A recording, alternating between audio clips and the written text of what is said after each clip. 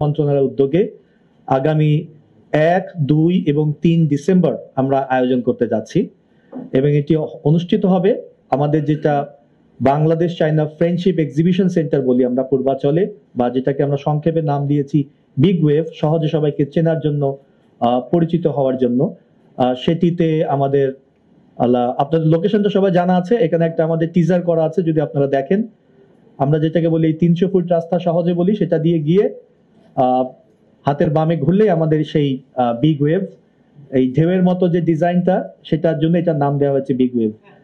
এবং এটি সবার পরিচিত। এখানে আমাদের প্রতি বছর যে ঢাকা ইন্টারন্যাশনাল ট্রেড ফেয়ার যে হয় এবং অন্যান্য অনেক মেলা এখানে আয়োজিত হয়। গ্লোবাল সোর্সিং এক্সপোটা এবছর প্রথমবারের মতো আমরা আয়োজন করতে যাচ্ছি।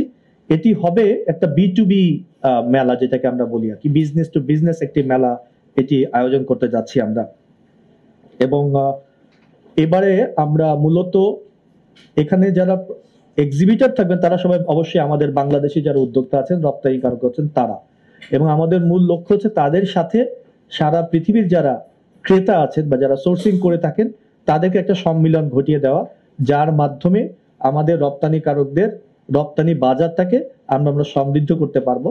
পাশাপাশি পণ্য বহুমুখীকরণ এবং রপ্তানি যে গন্তব্য বহুমুখীকরণ, সেখানেও একটা বড় ভূমিকা পালন করবে আমাদের এই গ্লোবাল সোর্সিং এক্সপো।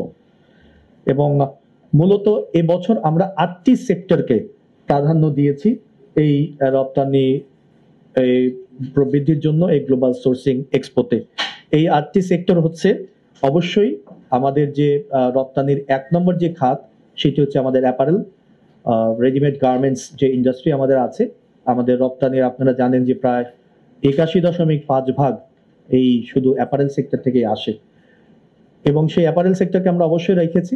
এর পাশাপাশি অন্যান্য যে সেক্টরগুলি আছে সেই সেক্টরগুলি হচ্ছে লেদার এবং লেদার গুডস, আমাদের অ্যাগ্রো প্রসেসিং ইন্ডাস্ট্রি, আমাদের আইটি এবং আইটি এনেবল সার্ভিসেস, আমাদের ফার্মাসিউটিক্যাল, ফার্নিচার এবং হোম ডেকোর, এবং প্লাস্টিক সামগ্রী, এবং জুট এবং জুট গুডস।